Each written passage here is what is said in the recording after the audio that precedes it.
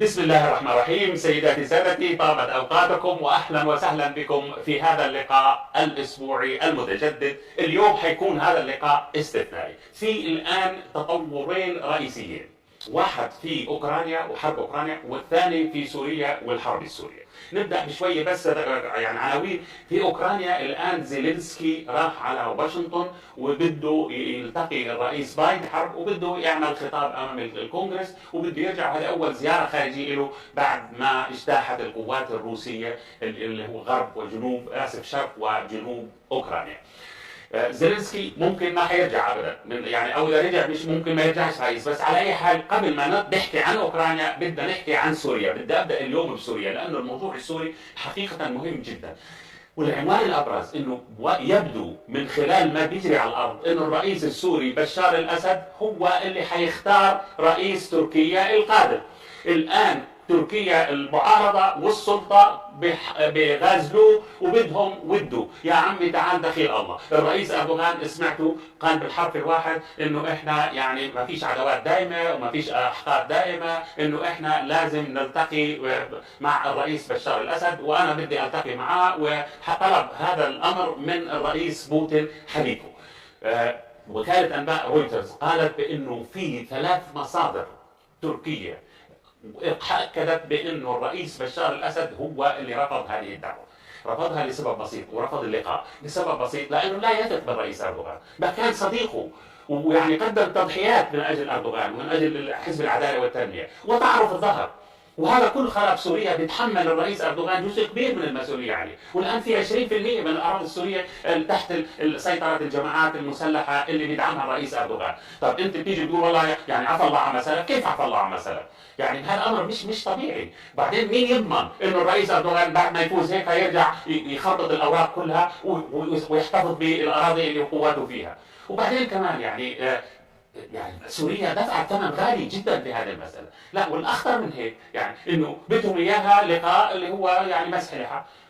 طب كيف يعني؟ والتقاط صوره. ليش الرئيس بشار الاسد يتصور مع اردوغان في اجتماع وفي حضور بوتين، وبعد هيك يعني يستفيد اردوغان ويعزز وضعه الانتخابي، وبعدين يقول الله حلو عني، يفتح الله خلص انا فزت مش مضغط.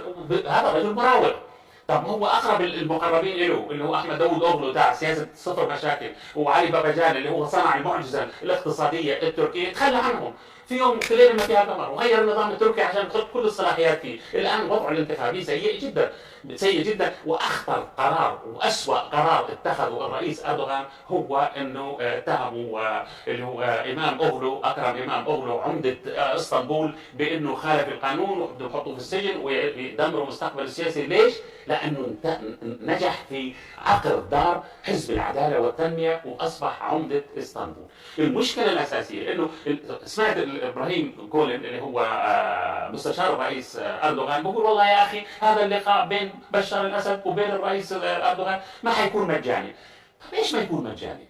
ايش المجاني؟ ايش اللي بدكم اياه؟ بقول لك والله لا، لازم انه احنا يعني دمشق تبدد المخاوف التركيه، ولازم انه حفظ الامن، تقوم دمشق بحفظ الامان والامن على حدود تركيا الجنوبيه المحاذيه لسوريا. طب ما انتم اللي خربتوها، ما كانت مآمنه هاي الحدود، وهي كانت الحدود نموذجيه محكومه باتفاق اضنا. مين اللي نسف اتفاق اضنا اللي هو وفر الحمايه للبلدين وتعاون وتنسيق امني بينهم؟ انتم انتم اللي نسفتوه هذا الاتفاق.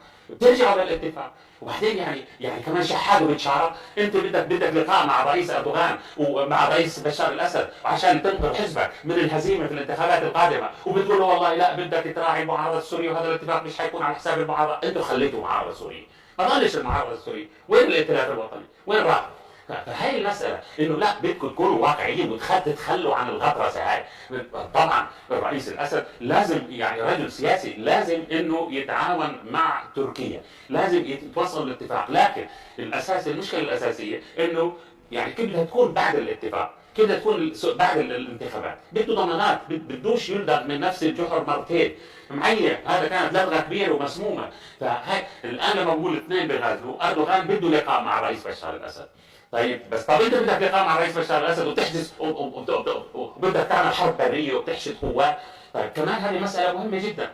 طيب وبدك لانه الاكراد الان اصبحوا التفجيرات بتاعتهم اذا صحت وصلت لميدان تقسيم لقلب اسطنبول. طب ما هو انت عدوك مش بشار الاسد، وقلنا نقولها مليون مره، مش الرئيس السوري، عدوك هي امريكا، هي امريكا اللي بتدعم الاكراد. طب تيجي، طب ليش ما عرفت من الاول عملت اولويات لهذه المساله؟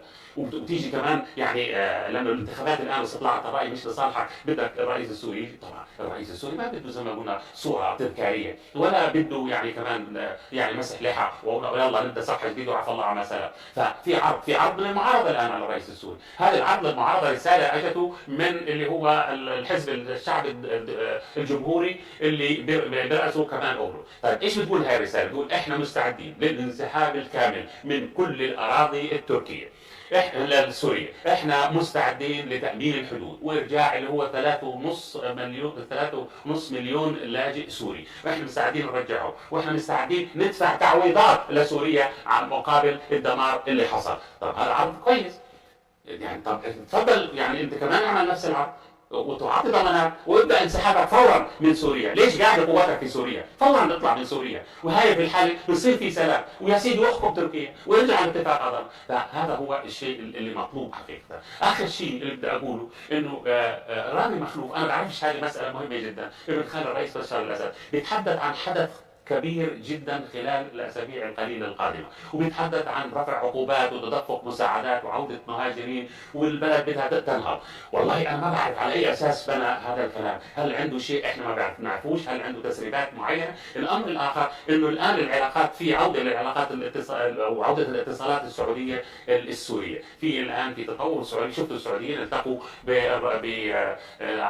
حسين امير عبد اللحيان اللي هو وزير خارجيه ايران، التقوا في قمه عمان الاخيره، ففي تطورات بتصير في هذا الاطار. نرجع للموضوع الاوكراني، الموضوع الاوكراني الان يعني مقدم على تطورات خطيره جدا. ليش خطيره جدا؟ لما بيطلع ميدفيديف اللي هو نائب الرئيس بوتين وبقول بالحرف الواحد انه احنا بنعتبر كييف ام المدن الروسيه، هذا يعني العام القادم ربما يكون هجوم على كييف.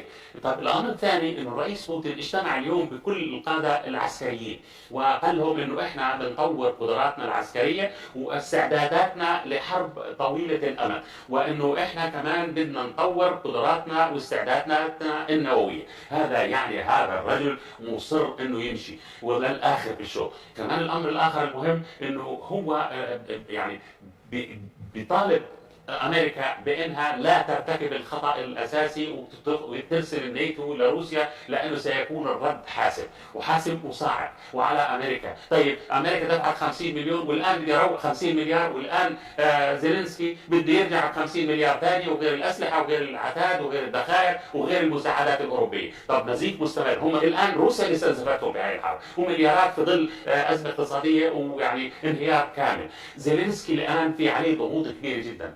ماكرون رئيس فرنسا راح على واشنطن برساله لازم نتوصل لحل سياسي سلمي باسرع وقت ممكن، لازم نوقف اطلاق النار. بس هو الفرق الان روسيا ما بدها وقف اطلاق النار على طريقه كوريا، انهاء الحرب الكوريه في الخمسينات، بمعنى انه يصير وقف اطلاق النار وظل العداوه، لا، بدها يرجعوا لاتفاق مينسك. الاتفاق مينسك بيقول انه اوكرانيا يجب ان تكون دوله محايده، ولا يجب ان تكون عضو في الناتو، ولا يجب ان تحارب روسيا، وكمان الاقاليم الاربعه اللي ضمتها موسكو لن تتنازل عنها على الاطلاق. انه انجيلا ميركل قالت احنا خدعنا الروس وعملنا هذا الاتفاق عشان نقوي اوكرانيا للحرب القادمه. فهذه الامور تطورات مهمه جدا. انا تقدير الحرب الان في تدمير للبنى التحتيه في اوكرانيا، فيش غاز.